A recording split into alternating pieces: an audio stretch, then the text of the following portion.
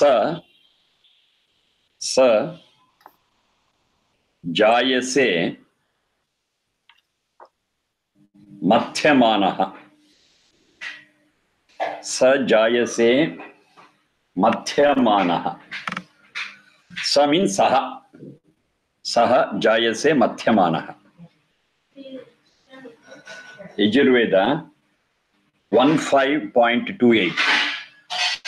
15.28. Sa jayase madhyamanaha. Madhyamana is mathana, churning. Mathana, churning. Jayase jani pradurbhave. Saha. So here it refers to that Satchidananda. So Jayase means it's not that he will be born, but he will be known. He will be born in our minds. We will be able to know him well by Madhyamanaha, by churning.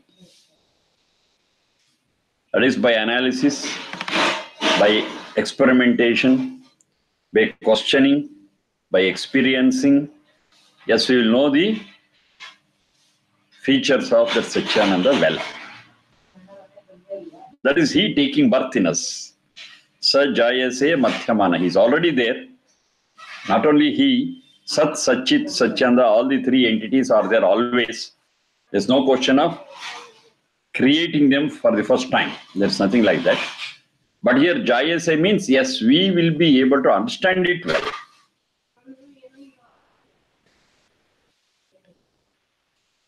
So we'll have a clear picture of it in our hearts by madhyamana, by churning. By just listening, it will not happen. By just reading, it will not happen. But by churning. The pros and cons, all the facets of it we have to study, we have to experiment, and finally experience. Sajayase madhyamanaha.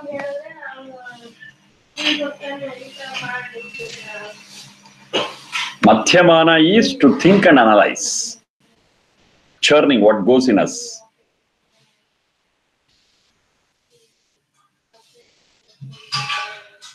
But unfortunately, these Puranic people have taken this churning by word. So they have gone for this Samudra Mathana.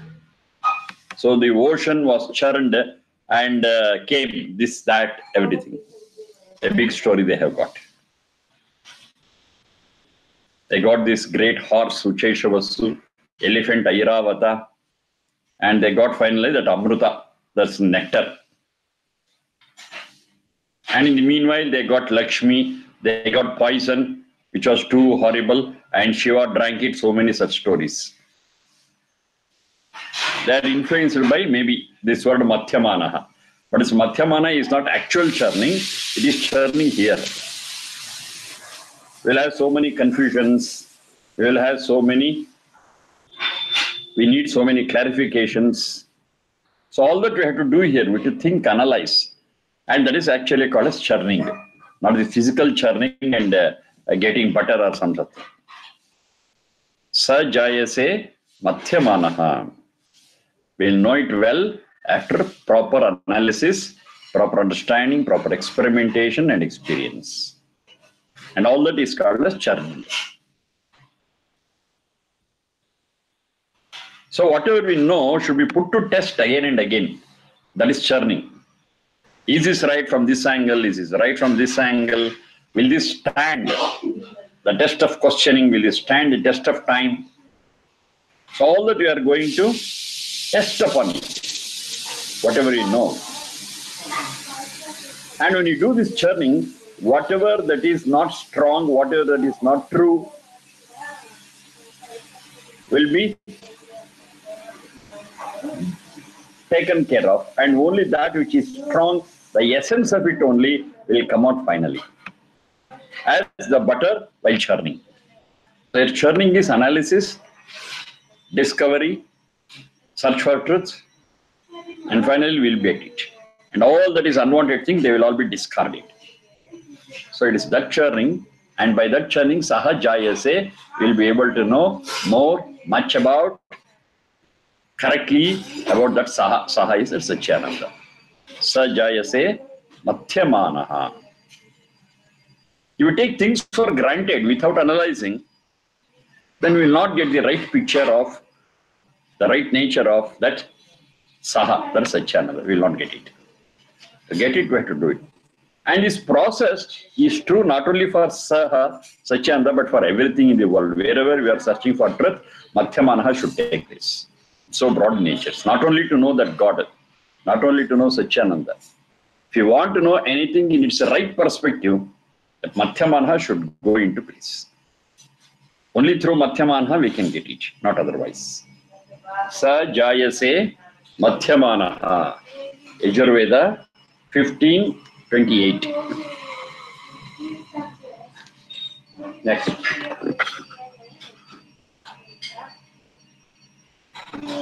Sa Vasuni Abhara. Sa Vasuni Abhara. In other words, we have seen this. Sa Vasuni Abhara 1530. Yajurveda 15.30. Vasuni, Vasu iti Aishwarya Nama. Vasu iti Aishwarya Nama. Saha Naha Vasuni Abhara. Bhara Dubhri Bharana Poshanayoho. To fill. Abhara is to fill completely. Abhara. Bhara is to fill. Abhara is fill completely. Let that God fill up our life with all the wealth. Vasuriti Aishwarya Nama. Vasuni Abhara. With all that wealth. When you say wealth, it doesn't mean money, that we have seen already. Knowledge is also wealth. Food is also wealth. Animal wealth is also wealth. Forest wealth is also wealth. Minerals are also our wealth. Air is our wealth. Water is our wealth. So all these things come in there. They are all considered under that Vasuni. Let all that be there sufficiently in a pure form. That's the intention. Basically, they are given to us abundantly and purely. That's right. But we have to maintain it. Sano Vasuni Abhara means let us maintain it. Because as it is given, I got sufficient, which is in the pure form, abundant, free. But we are not able to maintain it as it is and distribute to everyone who is in need. I have become avaricious. Lobha. Lobha is playing in us. So I want to amass. But on another side it says Ma Gridaha. Don't snatch, don't grab. Let us all distribute and be happy, every one of us. We have got sufficient things. I have to maintain it purely. Second one, we have to distribute to everyone, whoever is in need. Then we are able to create a beautiful society. Then we are able to create a beautiful, peaceful world. Sa Naha Vasuni Abhara. It's not that we are in shortage and should be filled, but whatever is given has to be properly distributed. That is the main thing here. Dubhri Bharana Poshanayeho. Bharana is to fill. Poshana is to nourish. The second part is emphasized here. It's there. But we have to nourish it and see that it reaches every person, the lost person. If you are satisfied and contented to our basic needs and whatever we need, yes, it can be distributed to the lost person. If I am in greed, I require more and more and more, and there is no limit for it. So finally, what happens? Those who are in need will suffer. They cannot get it fully. So Abhara, complete it fully. We shall nourish it fully, and let everyone enjoy the gifts of God. Next one.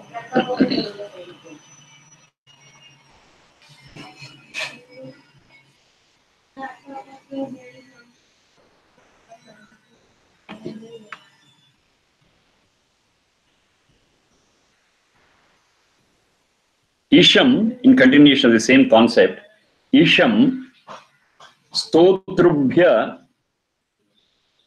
abhara. Again the same abhara. Isham stotrubhya abhara. Yajurveda 15.41.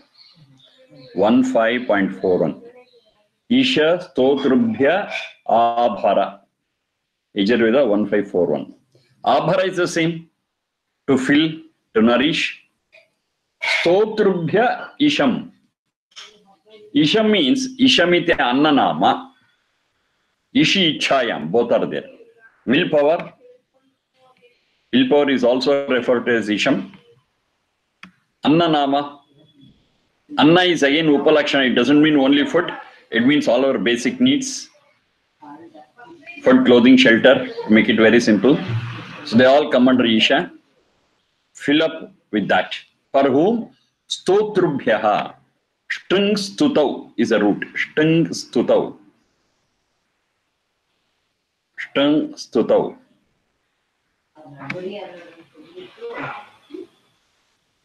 So on the face of it, it means one who praises God.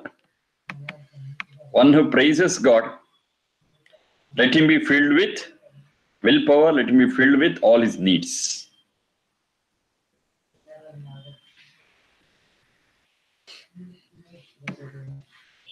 So one who praises God has been misunderstood. That's the problem we have. Okay, we chant this and that. And by chanting, we praise God and God will give us. There is no such process. Stotra is to know the qualities of God. Stutistu gunavarnana. That's explained elsewhere. Stutihi tu gunavarnana. Gunavarnana is understanding the qualities of the Satchidananda, of that God. Realizing the qualities of that God is actual stuti. It's not just praising. As in case of human being. We praise someone and finally get whatever we want from them. And they'll be happy to get because they are praised. It's not that process. Such process is not there. It is knowing the qualities of it. Is knowing it rightly. So that a person is called as Stotri. One has realized God. One has realized God rightly. Just one who praises.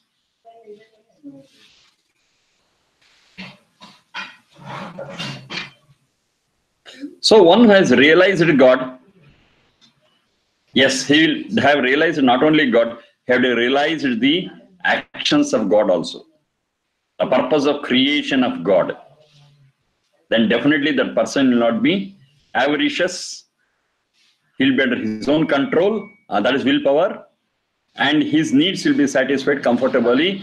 That is Ishamiti Annanama. But we should know God rightly, we should realize it rightly. It's not that it's like a person as you and me, and we praise and he will be happy to shower us with all the blessings. It's not like that. It is we understanding it rightly and applying it in our life, and yes, and get what we want. The main thing what we want is willpower. That willpower is not there, and if our decisions are not strong, yes, we will not budge even an inch. We'll be where we are. Maybe we degenerate. So willpower is very much important. And along with that, of course, we need our needs, basic needs. They will also be available. Provided we know the system well.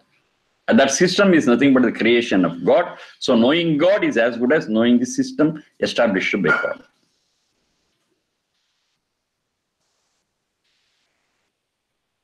Isham stotrubhya abhara.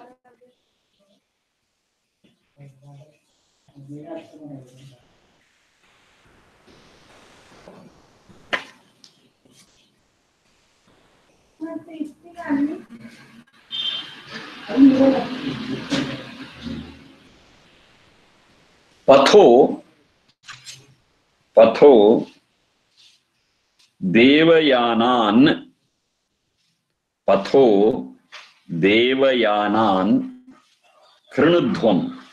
Patho devayanan krinudhvam. Yajurveda 15.53. Patho devayanan krinudhvam. Patho devayanan krinudhvam. Now, if you observe life, at every step of our life, we will be required to take decisions. We'll have different alternatives. Should I follow this? Should I follow that? Should I follow this? So, between different alternatives what are available to me at every step of our life, we should be taking decisions. So, decision taking is part and parcel of our life. We cannot avoid it. And the whole responsibility of taking the decision is on us. That's also very important. I take some decision and say, it is the inspiration of God and I have taken, I am not responsible for it. We cannot escape like that. At every step, whatever decision we are taking, we are 100% answerable for it. I mean, that is the juncture. That is the responsibility is on us, and we have a lot of alternatives at every step. Then the decision what we take has to be right. Pranudhvam, take the right decision. How? Then you say clean direction, that is pathaha. Patha is that path. Devayanam, patho devayanam pranudhvam. Whatever is devayana, yes, you take it. Devayana is ya prapane. Ya prapane. The one which is to be taken. Path which is to be taken. And there is one adjective for it, that is devayanam. Deva is those who are knowledgeable, noble. So the path taken by noble people, the path taken by great people, the path taken by those who are humane in nature, that is called devayanam, and that is your path also to select. Make that path yours. Patho devayanam pranudhvam. It's not that you have to take some path, but before taking the path, see who have all taken that path. And those who are noble, the path taken by them is also right for you. Such concept is expressed elsewhere also. Shubham yatham anuratha aurutsata. Ratha. Ratha means the chariot of life. Let it anuratha aurutsata. Let it follow the path taken by noble people. And how is it? It is Shubham. Shubham is auspicious and definitely welfare giving. Take that path, follow their paths. They are our predecessors. They are our predecessors and they have taken the right path and they have led a wonderful life, and that shall be your ideal, that shall be your role model, and you also follow that path. But one more thing, just it doesn't say follow your path, at the same time you have to think and follow that path. Even if you blindly follow that path, you will not be benefited.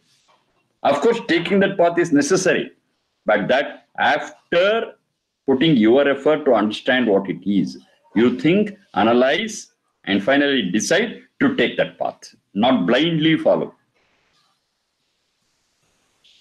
Avishkarta is a word which is used again and again in many places. Avishkarta is to discover. Though the path taken by such noble people are ready and available, even then don't follow it blindly. You discover again. You put your effort to understand what it is and then follow it. But be sure your decision is for that path tread by those noble people.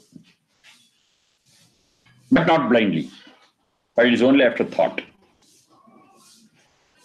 So there is a balance here.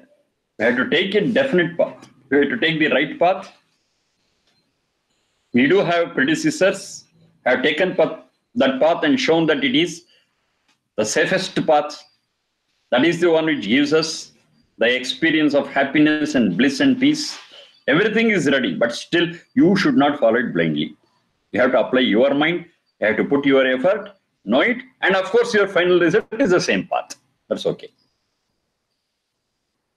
Just because you are going to take that path finally, don't take it without giving your mind to it. You discover and then experience it and then go. Your effort should be there. Only when then you will get your maximum benefit.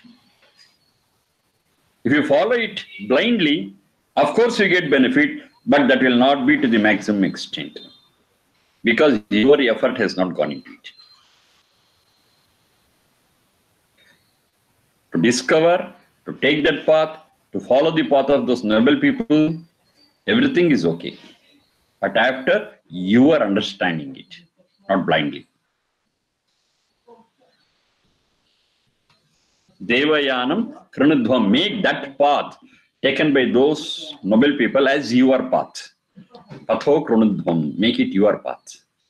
So when it becomes my path, only when I put my effort, only when I understand what it is, only think over it, only wait with different alternatives, yes, that will happen. So all that has to be done by us. Then make it your own, make that path your own. It is not a blind following. Patho Devayanam Kranudhvam.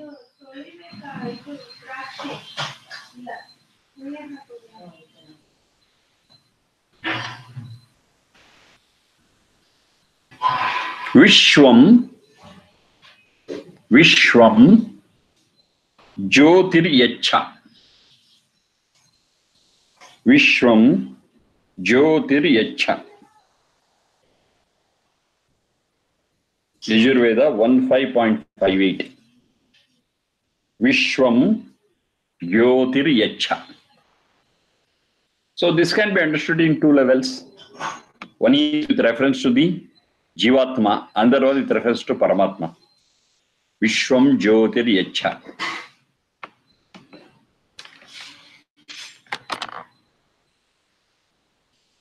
Yacha is to spread and give. Ya Prapane. Vishwam, all. Jyoti, Dyudito, the light. Spread the light everywhere. Spread the light everywhere.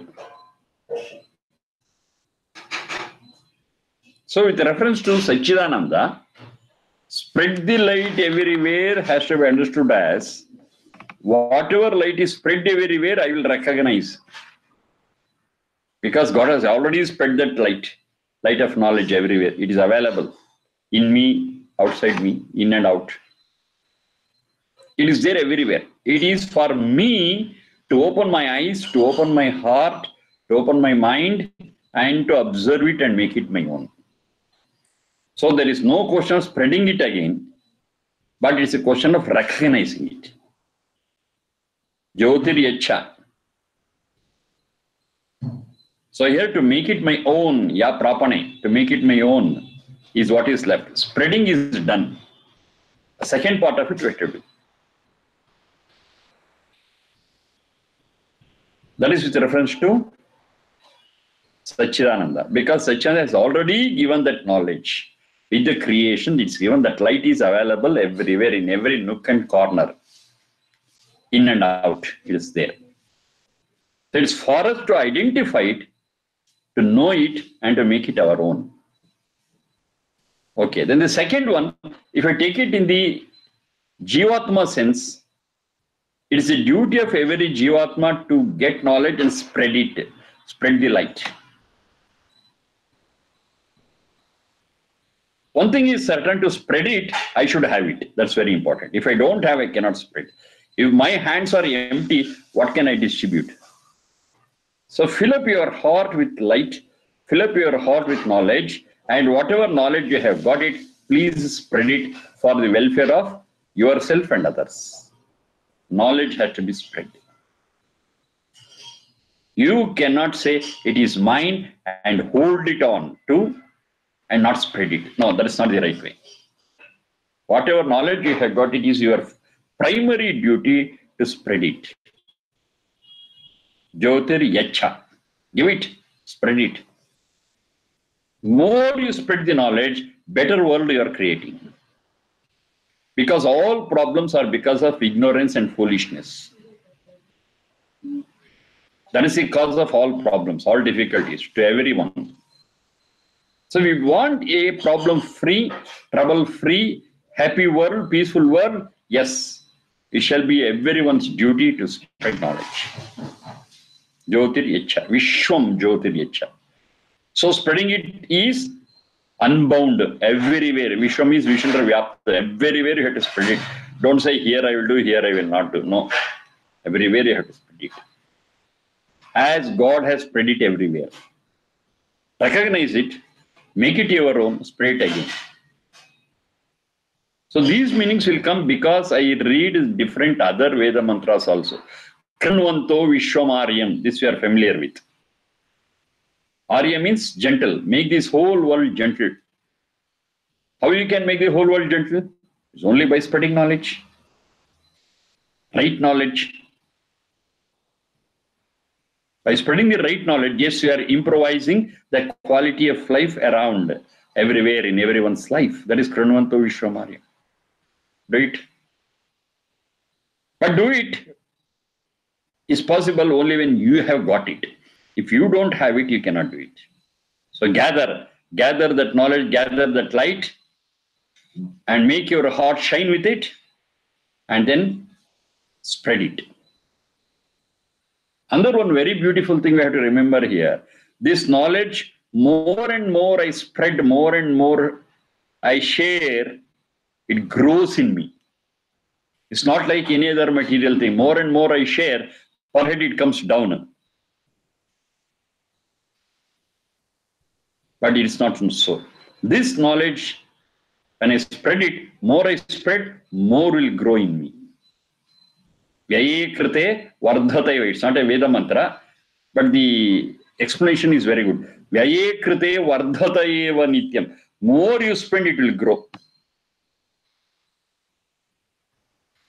If I got 100 rupees or $100, and if I go on distributing it, then finally what I will have will become less and less and less. But knowledge is not like that. More I spread, more I distribute, more I share, it will grow like anything. If I can quantify it, say I've got 100 units of knowledge. If I spread that full 100, I will have 200 with me. That's the beauty of it. That is the difference between material things and knowledge.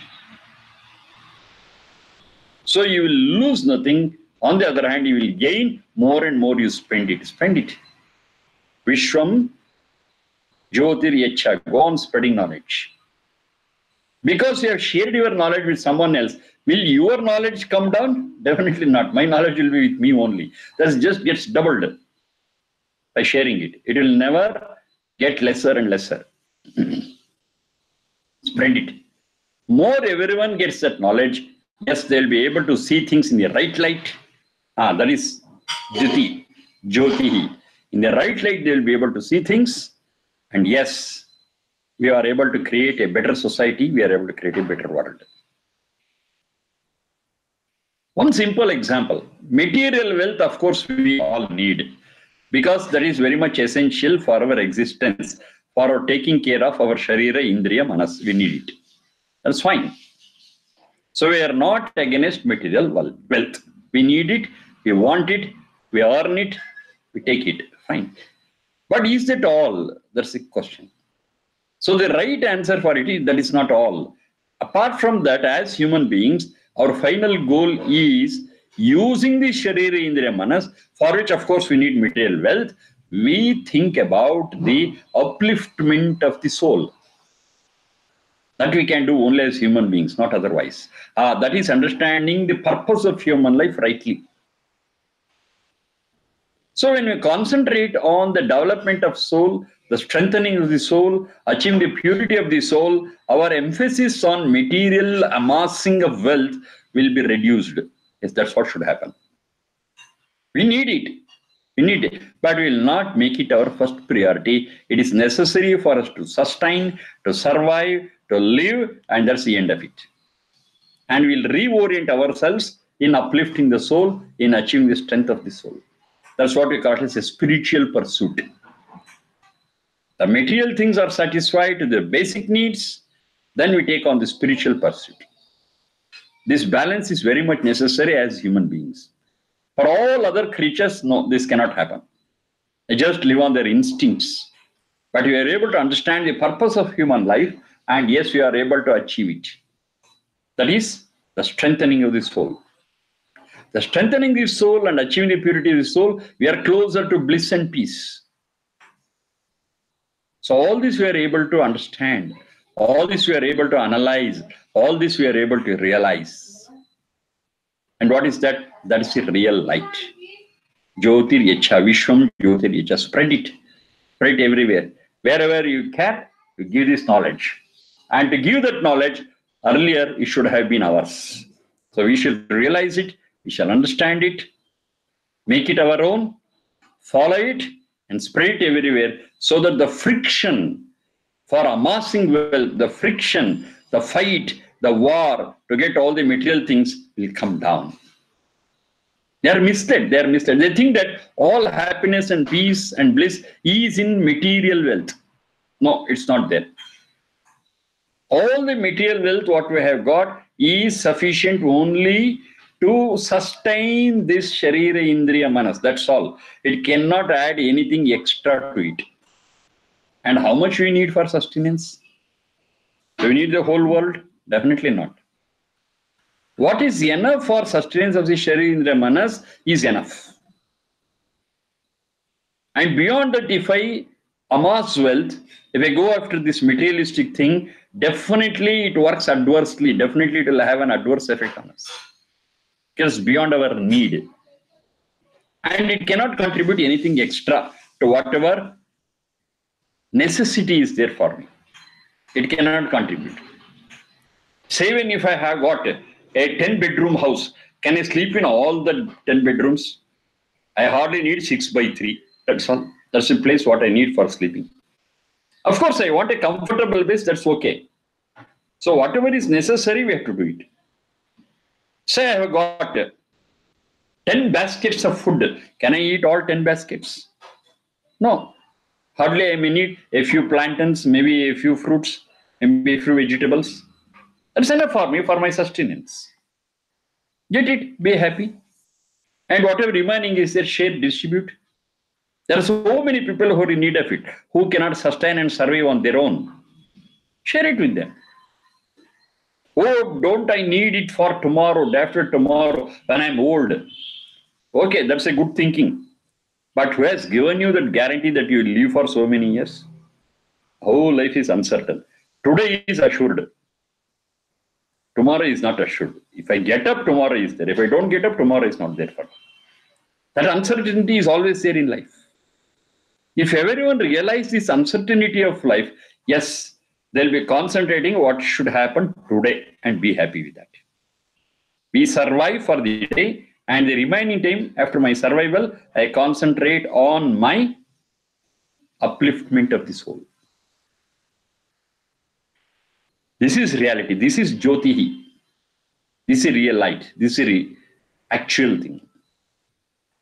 So to understand this actual thing, our lifestyle itself will be different. What I need for tomorrow, I'll think about it only when I get up tomorrow. If I get up tomorrow. Now, if everyone follow this principle rightly, why that everyone? Vishwam. Vishwam is everyone. If everyone follow this, yes, this very world will be wonderful. The natural resources will be there where they are. Whatever we need for the day, we take it and be happy. So because nobody is grabbing that wealth, everybody is getting what they need for the day, yes, that wealth also will be abundant, freely available to everyone. Everyone can survive, sustain. Anytime. Even say we live for 100 years, that's fine, it will be available. Nobody would have snatched it, grabbed it, and stored it. Nobody would have done it. It's available freely. Whatever is required for the day, we take it and be happy. If you want it for the next day, we take it the next day.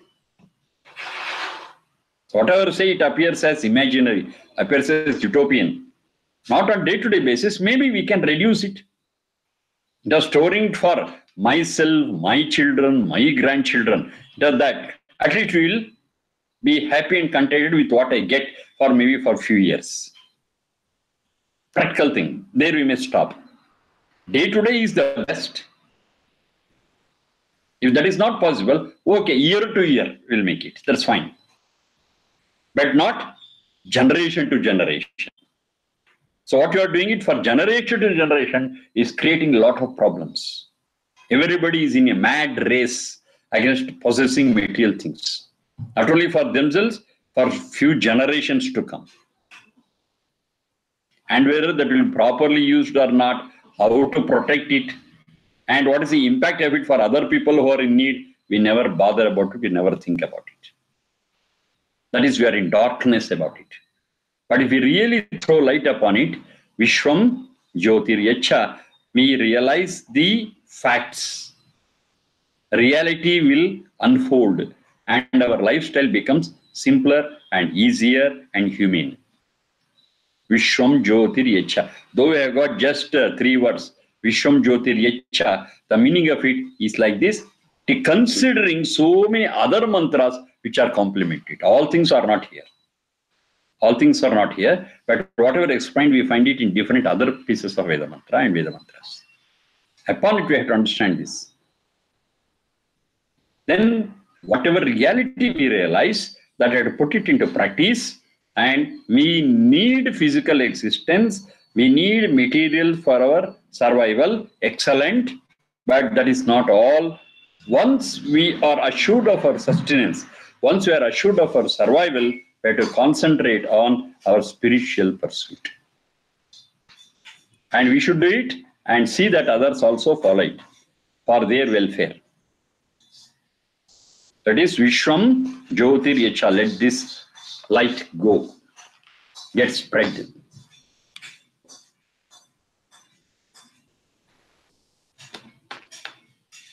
Ma himsihi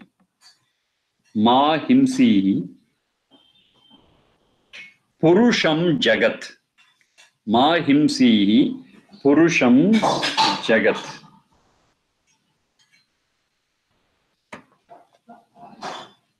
Don't inflict violence. Ma himsihi jagat in this world.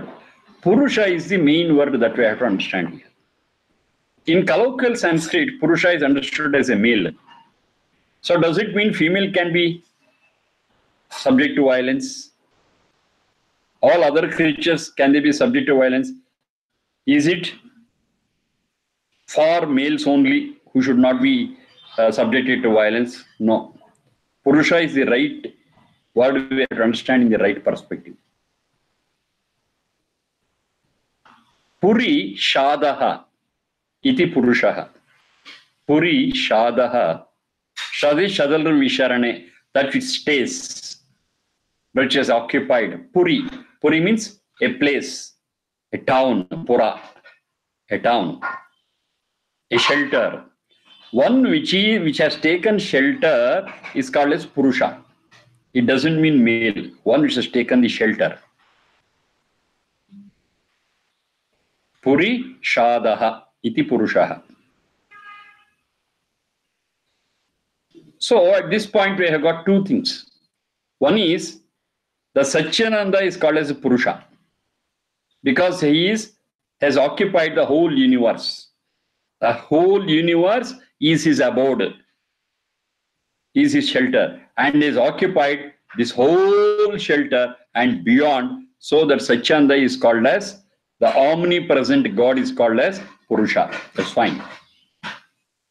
Then this Jivatma, Satchit also is called as a Purusha because it takes shelter in a Sharira Indriya Manas. That's its house. Unless it takes shelter in Sharira Indriya Manas, it cannot function. So the Jivatma, the soul in Sharira Indriya Manas, is also called as Purusha. The soul is also called as Purusha.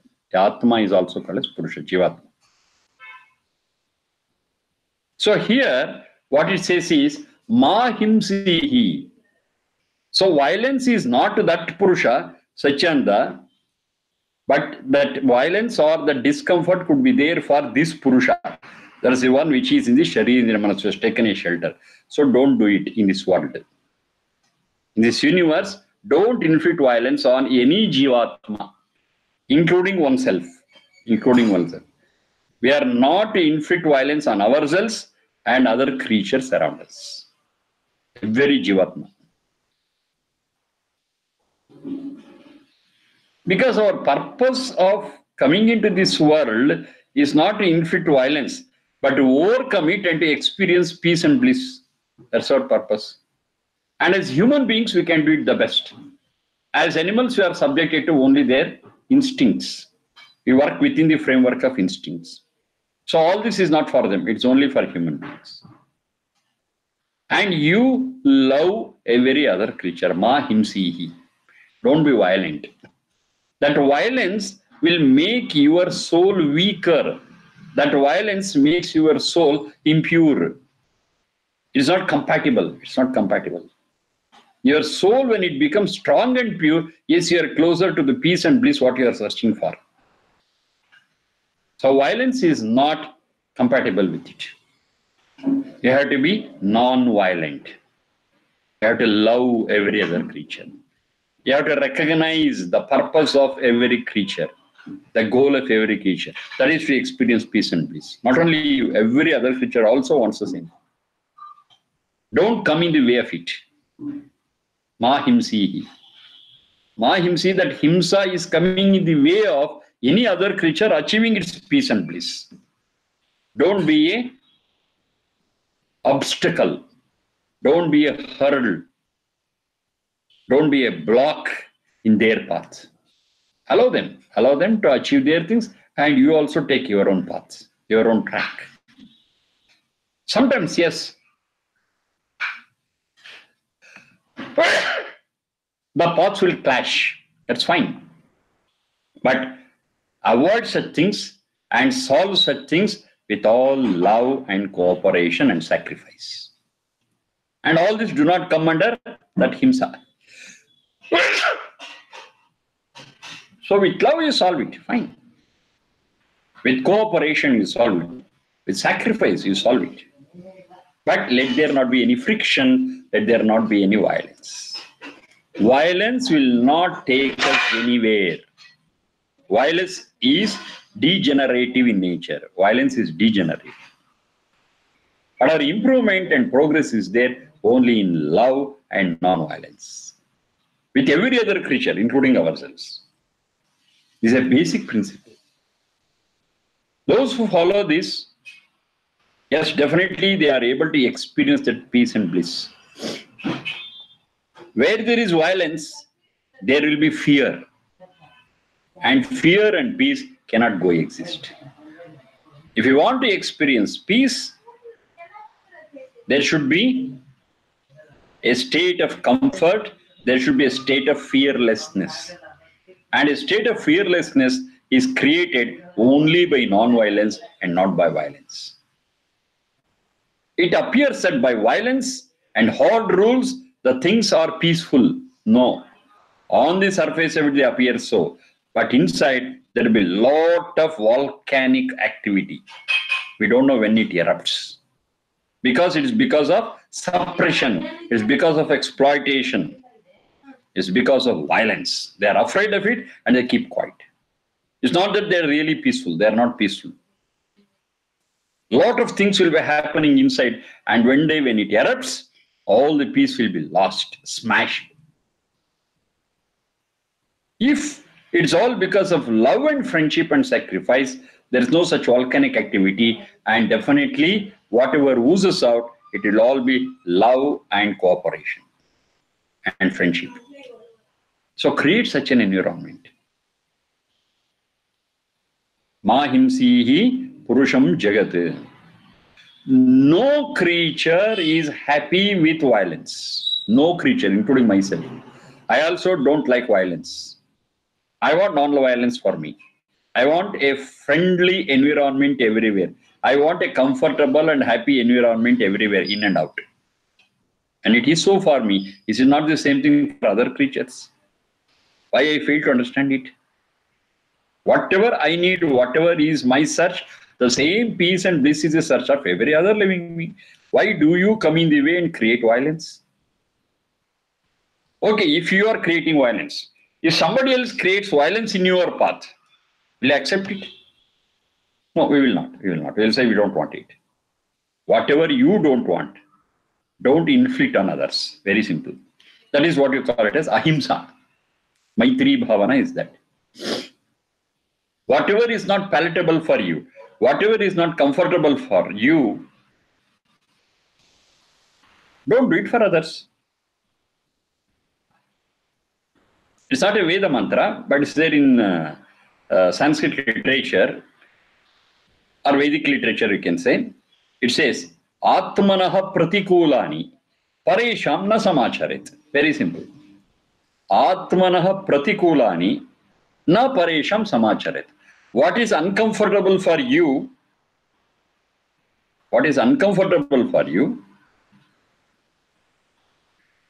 don't force it upon others. Atmanaha pratikulani. Pratikula is what is adverse to you, what is not comfortable for you. Atmanaha pratikulani. Paresham on others, na samacharet. Don't force it on others.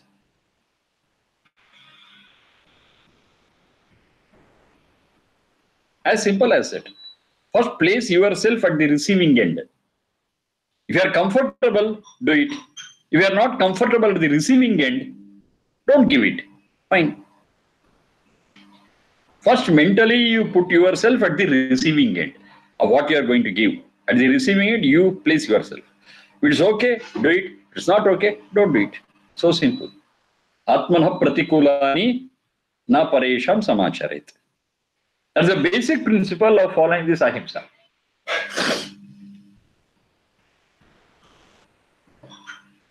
Say you're killing an animal, butchering for your food.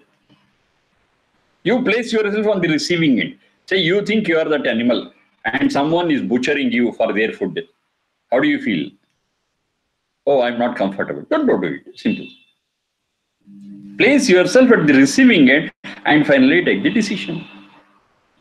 And this only a human being can do. That's very important. Human being can place oneself at the receiving end mentally and take a decision. But this much of imagination, placing oneself mentally in the place of other, is not possible for any other animal.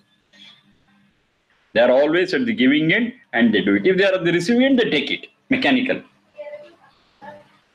Whether to do it or not to do it, whether I am on this end or at that end, all this cannot be imagined by, all this cannot be visualized by any other animal, any other creature.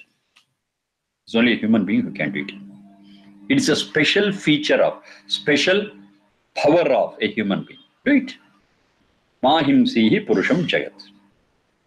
Don't be the cause of any violence of any type at any time in your life. Don't be the cause of any violence. If other people do it, okay, it is their headache. The result of being violent, the first result will be the one who is violent. The violence which has started at a particular place, first it is spoiled that place and then spread over. So who is at loss? The origin of violence is at loss. It could be anybody's mind. Why do you also get into such problem and such trouble?